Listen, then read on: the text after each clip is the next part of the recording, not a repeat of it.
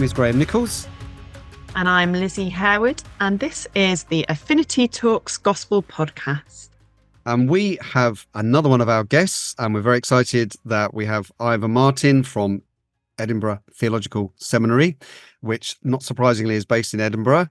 So welcome, Iver. Tell us a little bit about yourself and how you ended up being in Edinburgh Theological Seminary and what that place is all about. Yeah, thank you, Graham. Thank you so much for having me. My name is Iver Martin. I grew up in Glasgow, although both my parents came from the north of Scotland. I grew up within the Free Church of Scotland, but spent 12 years, first of all, in the microelectronics industry before going into ministry during my early 30s. I then had two congregations within the Free Church of Scotland, one in Aberdeen and the other one in Stornoway in the Outer Hebrides. I spent 12 years there. And my congregation were bilingual. We had services in English and in Scots Gaelic. So that was a very interesting place to minister, as was Aberdeen. A lot of our students, a lot of our congregation in Aberdeen were students. So that was a really interesting and really important ministry. So I love ministry very, very much indeed. But then in 2015, the Free Church of Scotland wanted me to run Edinburgh Theological Seminary. So we moved to Edinburgh, and we've been here ever since. And it's a beautiful place to live. Absolutely. I wish you could see the view out my window. It has got to be the most enviable view in the country. Yeah, which is of? The United Kingdom. No, I mean, sorry. The view. What are you looking at? What's the view of? The country of. I thought you were trying to provoke some political discussion. Oh, no. Not yet.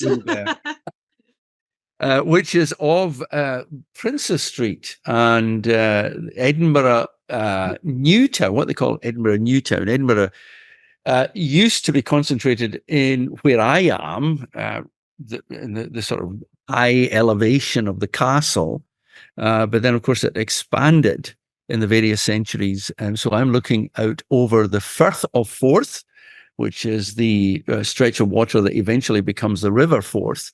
And on a clear day, which today is not, you can see all the way over to the Kingdom of Fife. Wow. Do you feel yourself to be, well, are you a Gaelic speaker, for one thing? Yes. And do you feel yourself to be Scottish, like it's a thing? As a Gaelic speaker, or as just I don't know. I suppose the Gaelic speaking sort of adding to that. It was a sort of question, but it was more, obviously you've ministered in Scotland, grew up in Scotland.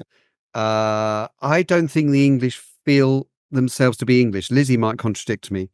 I think we just feel ourselves to be something bland.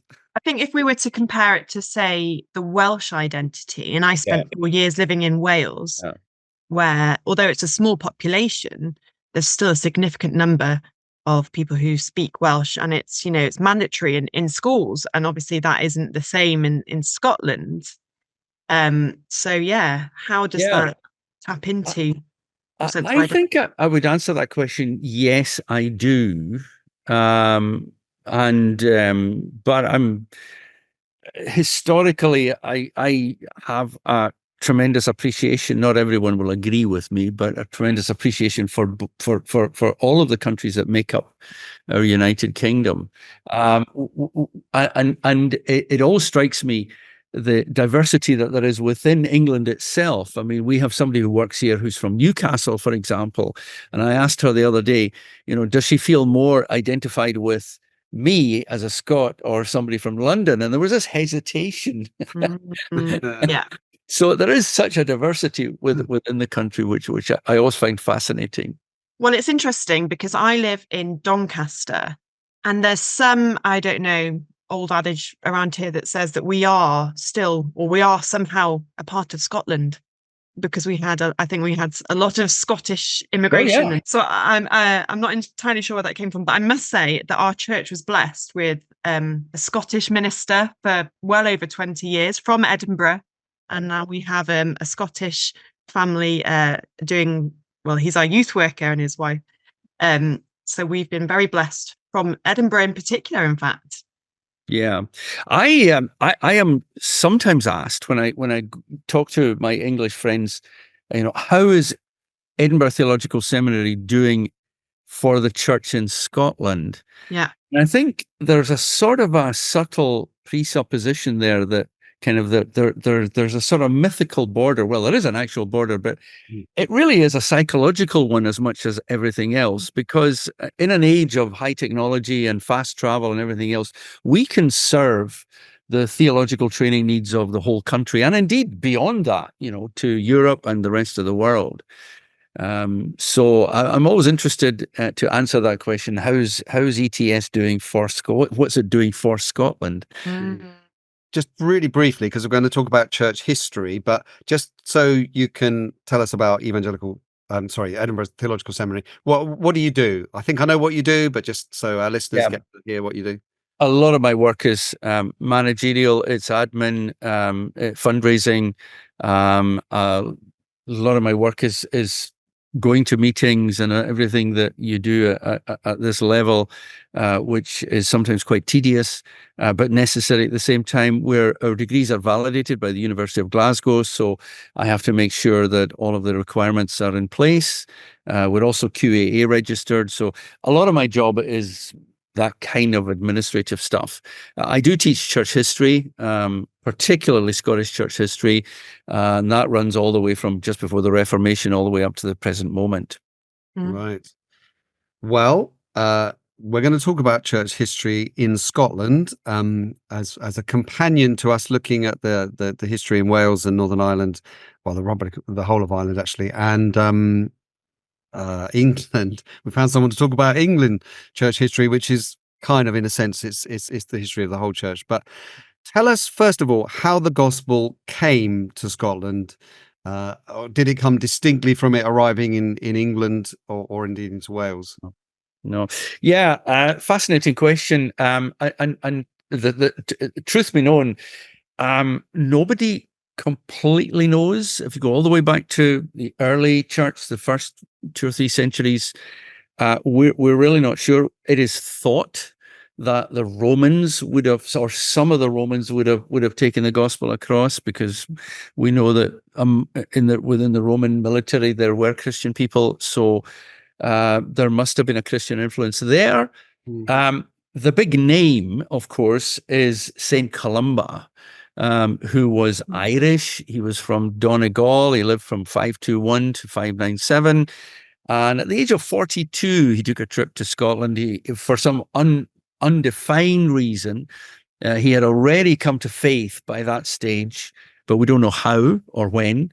But he decided to set up a monastery somewhere, and he made his way to the west part of Scotland, which was known in those days as Dalriada, and that occupied the sort of extreme west, the sort of islands and the mainland on the extreme west, and that part of Scotland had already been populated by many people from Ireland. So in coming and settling in that region, he began to minister essentially to his own people, to people of his own culture.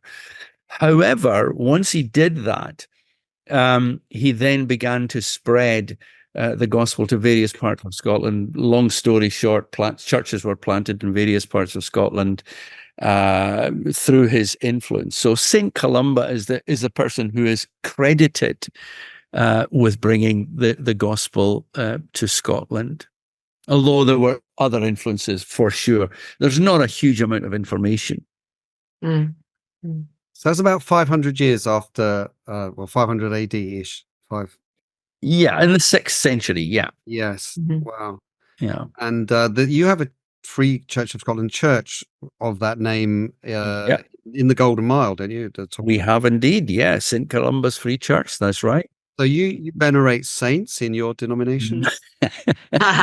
No, we don't. No, not the dead ones. Sometimes we venerate the living ones.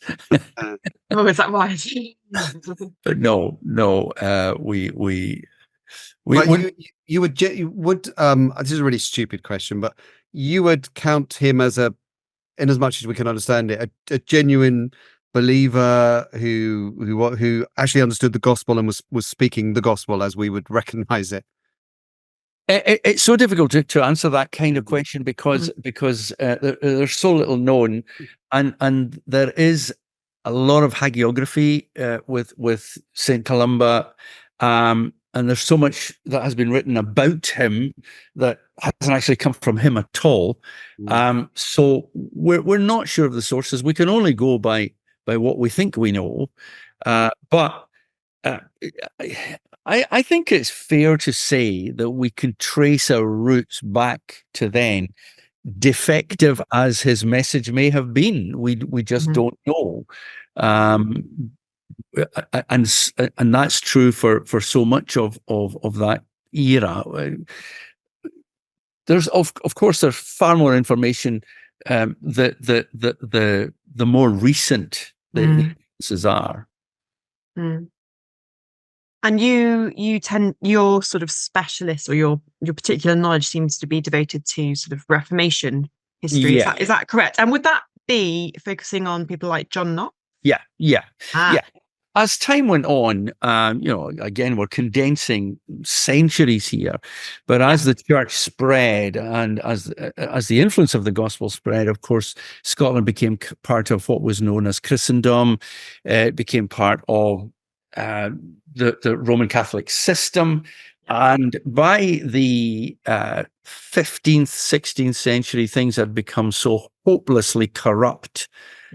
Even, you'll get Roman Catholic historians who will agree to that, and even at the time, there was an agreement within the Roman Catholic hierarchy itself that things had become, it had gone out of control, partly because of money, power. For example, one particularly notorious character in the early 16th century was Cardinal David Beaton, and his seat of power was in St Andrews, and he was responsible for the death of a number of people because they preached the gospel. I mean, one of the most astonishing things of that era is people were hauled over the coals, literally, because they preached the gospel and because they didn't adhere to the system as it was. So how were they discovering that? So they're in the Roman Catholic system, and how do they discover the gospel? From the Bible, I guess. Well, from the Bible. I mean, anybody who took the Bible. I mean, at some points it was illegal even to have a Bible in your own language.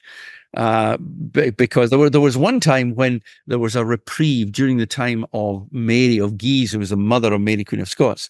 And there was a little period of a window of reprieve, and she allowed people to have Bible in their own language. And all of a sudden, everybody went out and bought a Bible, but only the rich could afford one. And it was an accessory to your furniture. It was to be displayed for guests to see, and it was a kind of sign of your opulence if you had a Bible on your coffee table.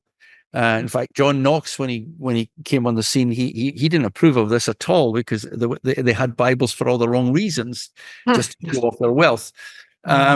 But normally speaking, the Roman Catholic Church disapproved of anyone reading or understanding the Bible for themselves. That was one of the points of the Reformation. So does that mean you've got 1,000 years roughly where there's little pockets breaking out of people understanding the gospel, but overall the kind of same decline that was happening in England, where the church was becoming more corrupt both theologically and financially, behaviorally as well.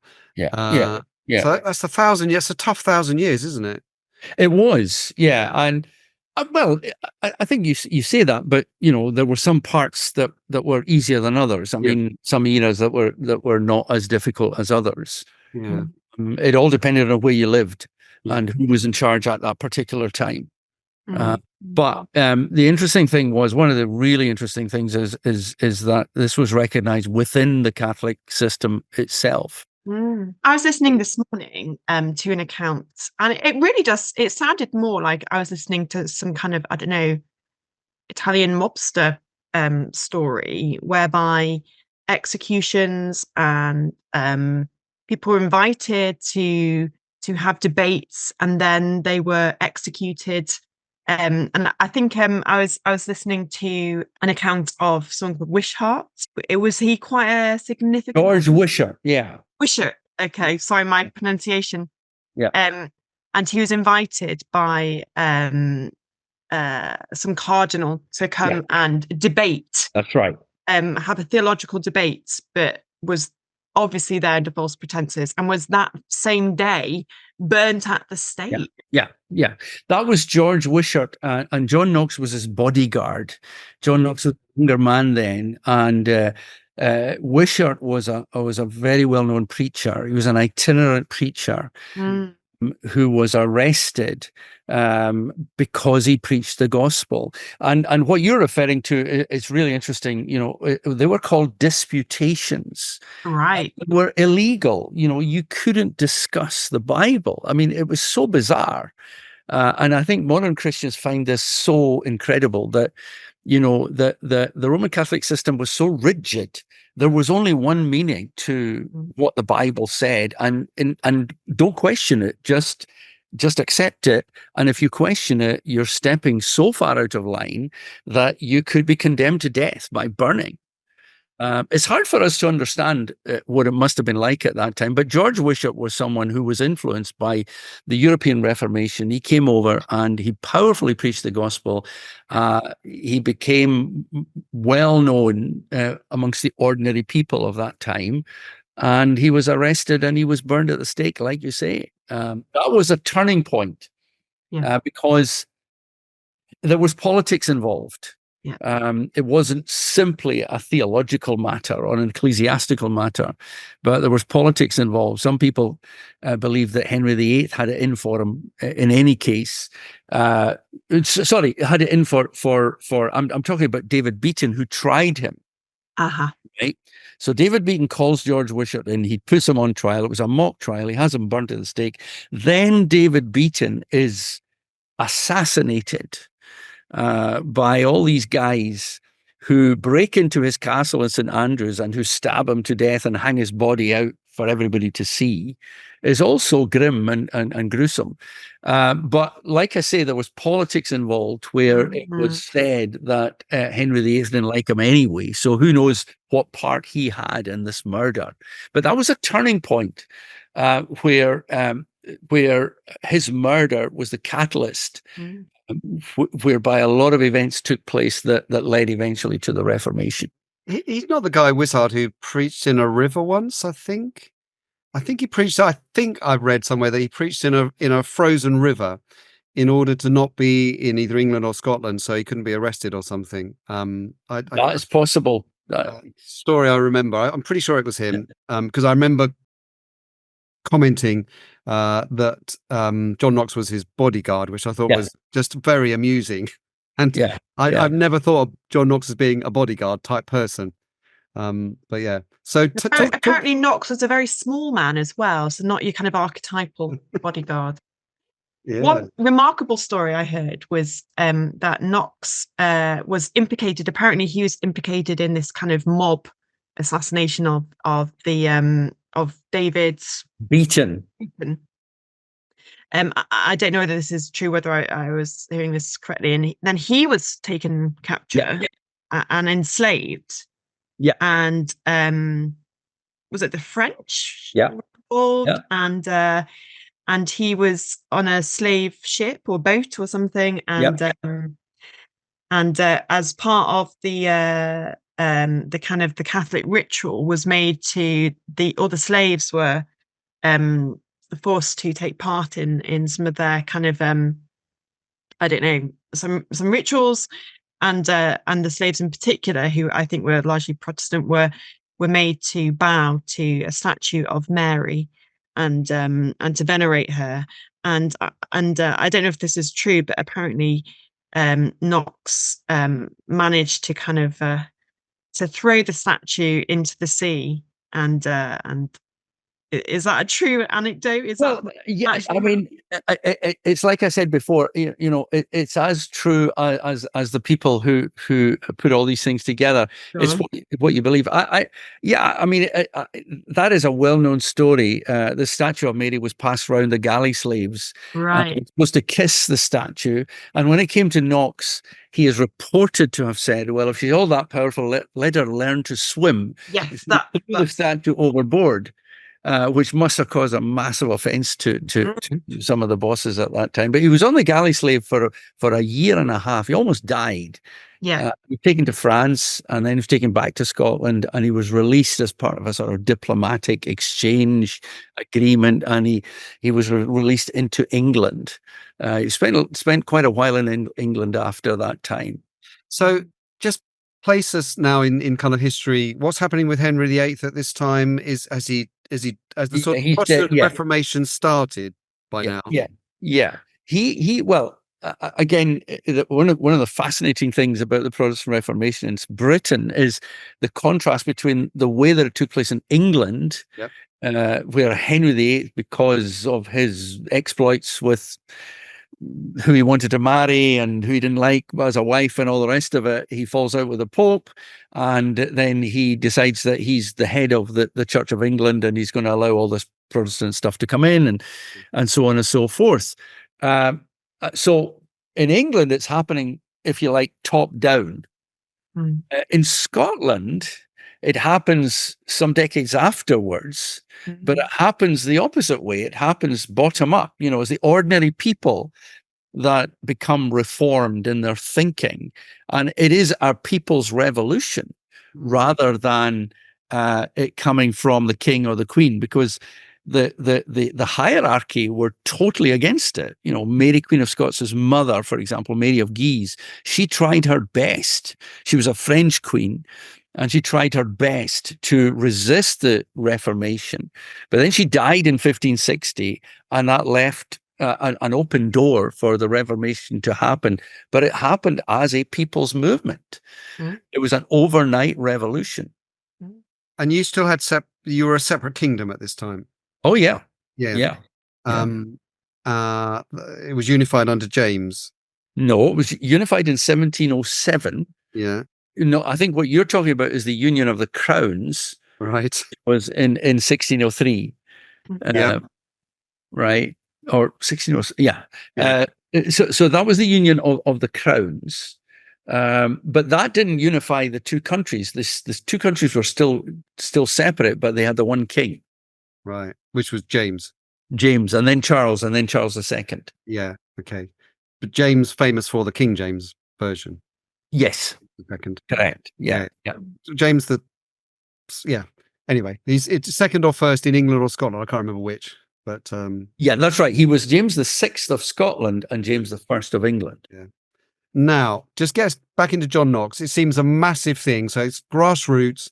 They rediscover the Bible, it would seem, and salvation by faith. Yeah. By the grace of God.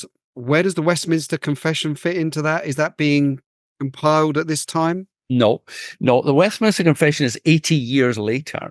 Okay. The church at the time of Knox's job was to re-educate the populace away from the idea of the Mass, transubstantiation, the veneration of Mary, all of these pre-Reformation ideas, and to get people reading the Bible. So Knox's dream was to, for example, set up schools in every parish, train ministers, and to educate people into thinking for themselves about the Bible and to worshiping in a much more simpler, more inclusive way. Remember, pre-Reformation, your worship was pretty much watching a choir and listening to them singing, whereas now everybody sang for themselves. They sang the Psalms.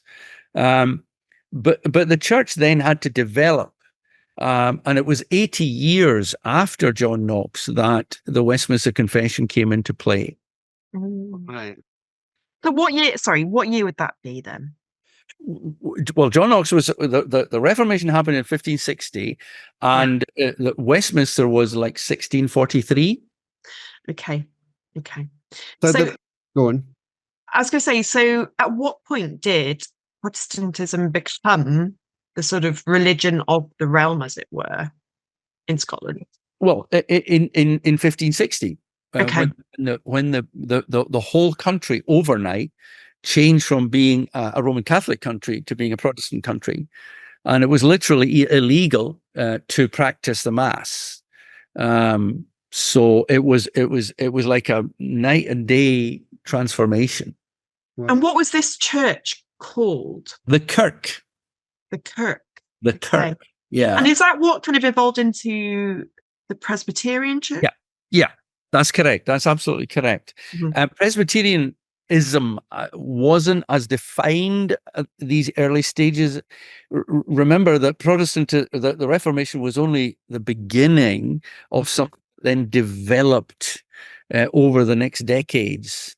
And there were all these struggles. For example, one of the main ones was, what's the relationship between the church and the state? Because pre-Reformation, the church and the state, they kind of worked together. They were in collusion with each other. And part of the challenge of Protestantism was to try and work out what exactly should be the relationship between the church and the state. Now, remember, the state were on side. It was a state that established Protestantism, but then the state wanted too much involvement in the church because the church was really powerful. Everybody went to church, so that meant that if you preached against the state, you were likely to sway the minds of the populace. So the church had an interest, the state had an interest in what the church was saying. So the king, and James, for example, the one we're talking about, James the sixth, the son of Mary, Queen of Scots, he took a tremendous interest in this because he believed in the divine right of kings. He believed that God had appointed him to be the king, and therefore he was in charge of the church. And so he had to say exactly, he had to give his approval of everything that the church did. So that was one of the big challenges that faced the church. But as time went on, it became what we now know as Presbyterianism. And James then ended up presiding over a Church of England, which was what became Anglicanism, really. And correct. Yeah. Whole kind of system. But in Scotland, he's presiding over the Church of Scotland, which is going in a slightly different direction. Yeah. Probably a more orthodox Christian direction to some degree, not to offend any Anglicans, but than what was happening in the Church of England, probably. Because I think you're right. I mean, in England, James was the head of the church. Yeah. I mean, he called the shots. In Scotland, when he tried to do that, the church said, no, you're not, because God has appointed his own leadership in the church, and these are elders and ministers, and their job is to apply the Bible, which is the only authoritative rule in the church. So the king is not an authority in the church. In fact, there's one famous episode where Andrew Melville, who was John Knox's successor as a Reformation leader, he took James by the sleeve and called him God's silly vassal. And he said that there are two kingdoms, Your Majesty. One is your kingdom over which you're the head, and the other one is the kingdom of the church. And you're only a member in the church. And he didn't like this at all, as you can imagine. Yeah, wow. It's not that I'm a Presbyterian, but it sounds good as a matter of principle. And I guess that's why when King Charles was coronated, or whatever that's the word, there's the separate swearing to do with the Church of Scotland, which is distinctive. Yeah, that's right. Gives an autonomy which is different to the Church of England. That's correct. That's right. Yeah. Oh. So what I'm interested in now is how the wee freeze fit in with that. Please forgive my Scottish accent there. That's all right. That's okay. I think that was a fairly good attempt. I think you need to spend some more time up here. I need to explore some of the delights of Scotland. I really do. Okay, so we're now fast forwarding to the 19th century, And I think I probably need to say that there were some troubled times in the 18th century or the 17th century, when, particularly under the reign of Charles II, when he tried to really and violently impose his form of ecclesiology on the Church of Scotland, and many within the church were not prepared to do that, and they gave their lives, and that was the time of the Covenanters. Right. All right. In any case, fast forward to 1690, and Charles II is now dead, and you have what they call the Glorious Revolution, at which there was all of a sudden peace between the church and the state in Scotland, and in which the king recognized the autonomy of the church. And the church became the established religion in Scotland. That was in 1690. So if you fast forward another 100 years to a man called Thomas Chalmers, who's probably, apart from Knox, the single most notable figure in Scottish church history. I think I'm right in saying that. Chalmers was a genius, as well as being an incredible orator and a jack of all trades. He was an economist, he was a mathematician, he was a politician, he was a preacher, he was everything. And at that time, a dispute rose. Again, it was all to do with the state interfering in the church's affairs. And this time it was about who gets to appoint ministers in congregations. And at that time, there was a system called patronage, where the local landowner got to say who the minister was. And the time came at a time of revival, round about the beginning of the 19th century, where again Christians began to say, no, we don't like this. We want to choose our own minister, and we believe that this is a really important part of church life. And so there was an uprising under the leadership of Thomas Chalmers. And long story short, it culminated in the disruption of 1843, where 470 ministers walked out of the General Assembly of the Church of Scotland in protest at the state interfering in church affairs. And that became the Free Church of Scotland.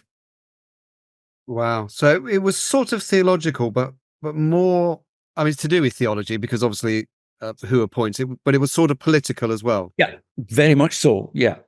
And how would that sort of denomination then go on to be distinctive in its ecclesiology? Would it have quite distinct kind of features as opposed to the established church? No, well, yes and no. I think as time went on, there was a divergence, but not that much. There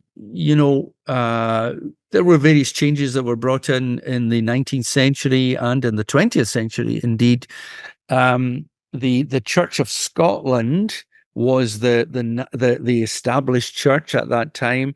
But then in 1921, the Church of Scotland joined, or they were in the process of joining with another big Presbyterian denomination called the United Free Church.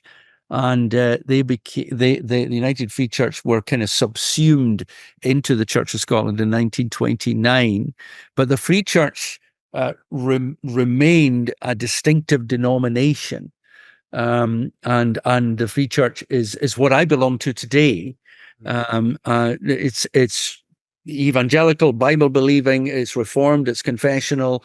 We're trying to sort of meet the modern challenges of a modern world in modern Scotland.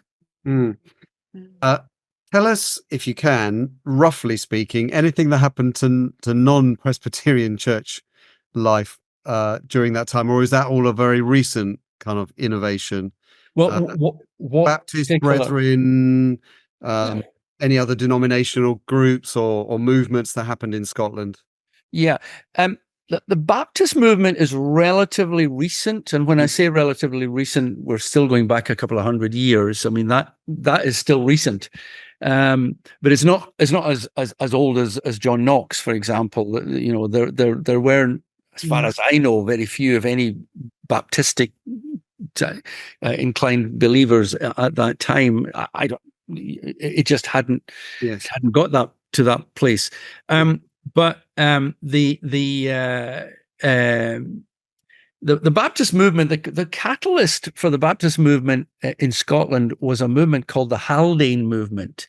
And that took place in the early 19th century, as far as I can remember. I'm not good with dates, but they were a sort of nonconformist type evangelical movement that operated outside of the Church of Scotland. And as they did so, they became more and more Baptistic. And so you have a very strong Baptistic movement now in Scotland that takes its place in evangelicalism along with all the rest of us. Right. And Brethren is quite strong. Again, that finds its roots south of the border.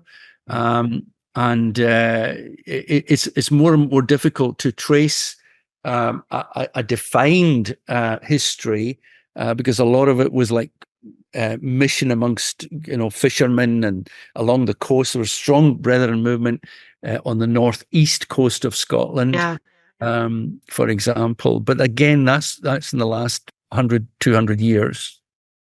Do you think the history of the church in Scotland has affected the history of politics and the I suppose stronger movement for independence? Whether you agree with it or not, there is at least a movement that we can all agree exists. Independence. Do you think that's kind of somehow connected with the church as being a defining thing that's very distinctive? Like, if you live in Doncaster, there are differences, and there are Scottish people who live there, but it's not quite the same. People joke about Yorkshire and the independent state and all the rest of it, but it doesn't have a long history of that independence. But I think that the church maybe history influences that.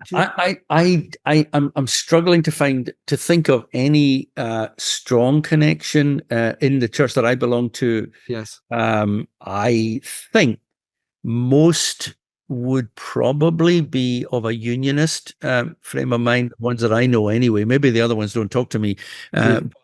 I do have friends who politically would like to have independence. Yeah, it was more culturally to do with the broader population. Right. It has a long history of the church being distinctive and the kingdoms, although brought together, being distinct. But the church at a grassroots level being different, always different in its whole history almost, it seems, or certainly after the Reformation, always different to the church in England. Maybe that culturally a cultural inheritance, which would perhaps link into, I guess, kind of separation of a lot of political power as well, perhaps in terms of Scottish Parliament, Scottish legal system being different, education system different.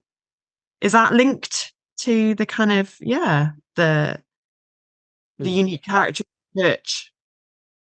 I don't think I would make that connection. It's an interesting one. I don't think, maybe some of my friends would disagree with me, but I don't think you can make that connection. I think that there's a lot of anti-Presbyterian sentiment in modern Scotland. A lot of people will want to dissociate from John Knox. Right. Partly out of ignorance, I think. They associate Calvinism with restrictive, kind of moralistic type, a puritanical type attitudes. So they want to get away from that. So a lot of secularist people will want to dissociate themselves from the Scottish heritage. I would want to emphasize how much good the church has been for Scotland, and how much of what we enjoy as benefits in Scottish life have come from a religious root and a particularly Protestant and Presbyterian root. It sounds really exciting and encouraging that the Reformation is obviously exciting and encouraging. The denomination clearly for most of its history was Orthodox, Bible believing, Bible teaching, the Church of Scotland, I mean, as well as the Free Church of Scotland. And the sadness, I suppose, is that it diverged more in the 20 to 21st century, where the Church of Scotland became less orthodox, less Bible believing, Bible teaching on doctrine and ethics, and then the culture as a whole. So, I mean, where does the church sit now? There must be a sadness in that when you look at church history and think, okay, there are all these bad things going on with political disputes, but basically loads of people heard the gospel, thought the Bible was true, and believed lots of things that we believe now, but now they don't. There must be a sadness in that. Yeah, I think there is, but I think this is where we're at. And there's no point in going back over, to try and sort of relive the glory days when they don't exist anymore. Yeah. A lot of my people, perhaps the generation just before me, they fell into that trap, I think, of sort of trying to pretend that things weren't as they are. And what happens when you do that is you're living in the past and you're not really facing the issues that you have to face at the moment. And I think that the Bible believing modern church is I think finally waking up to the fact that we've got to plant churches, we've got to reach people, we've got to live as salt and light in the world, we've got to let our light shine, we've got to bring the gospel in contemporary language to the people, we've got to try and get to know people on a personal basis, to try and bring the church to the community as much as we possibly can, despite all of the obstacles that there are. So yes, I think that there has to be a shift in mindset, and I think that shift has taken place, at least in the church I belong to. I don't think we're living in the past any longer. I think we're having to face the reality of a secular world. Yeah. How do you feel that? So I don't know if I mentioned, but I run an organisation that seeks to support Christians in education, so teachers, educators, governors, etc. And one of the complaints I get is that in schools in Scotland, there's such an aggressively secular agenda that is largely, not entirely, but is largely politically controlled by one party, not in the same way that is occurring in the rest of the UK. And I'm wondering, how is it, I'm just thinking from an educator's perspective, how is it that we can use these institutions that God has ordained? We have these human institutions like government. How can we, not just in churches and communities, but how can we kind of make the most of opportunities in other parts of public life as Christians? I think that's a burning question. I think that is such a relevant issue. How can Christians become involved in public life? I know many Christian teachers. Some of them have a relatively easy time. It all depends, or at least a lot depends on who your head teacher is. Yeah. But other ones have a more difficult life and have to face the kind of challenges that you're talking about. And I think the situation is going to vary depending on where you are and what school you belong to and what area and what council you belong to as well, because it all depends on who's on the education committee in the council, that kind of thing. But a lot can be argued as well, and I wonder sometimes if we're not just too sort of compliant with what is announced to be regulations and which actually are just people's strong opinions. And I do think there's a greater place for more courage and courageous debate within public life. It does seem to me that, one of the reasons for studying church history, I think, is to honor God and to be able to say, we thank God for the way he's worked in the past, and to be encouraged that he can work again, and great movements, even against the flow of politics and everything, can happen. So that's one good thing. I think it's really helpful you said about not looking back kind of romantically or fighting the battles of the past.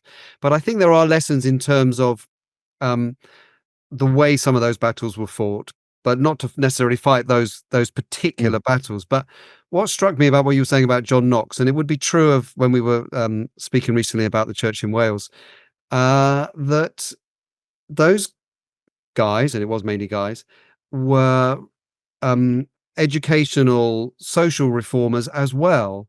And they didn't really think about it deeply and think, okay, so, how do we match the gospel and the social gospel and it just seemed that they just naturally assumed we need to preach the gospel and we need to reform society. That seemed to be just what they did, because you were saying about John Knox, starting schools and so forth.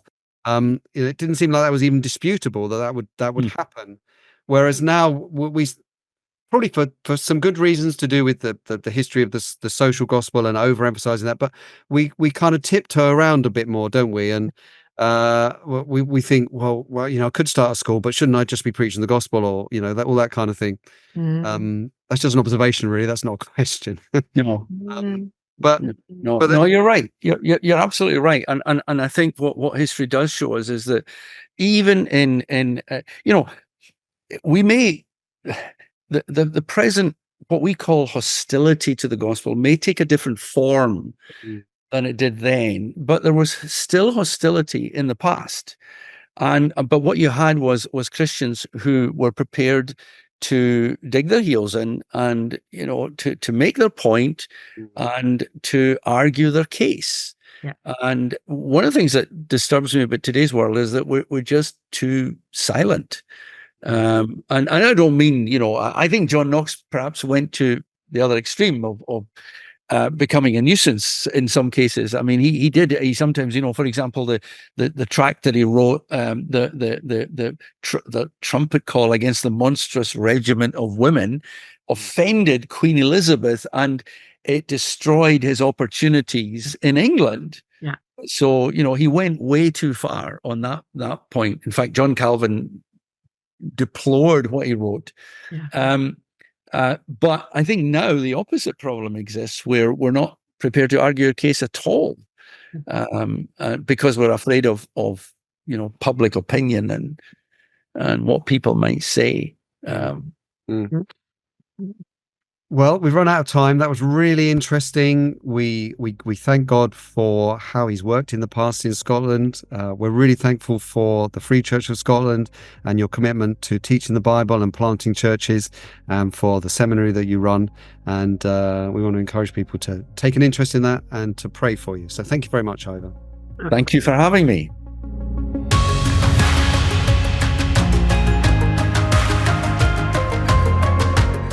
Thank you so much for listening to Affinity Talks Gospel Podcast.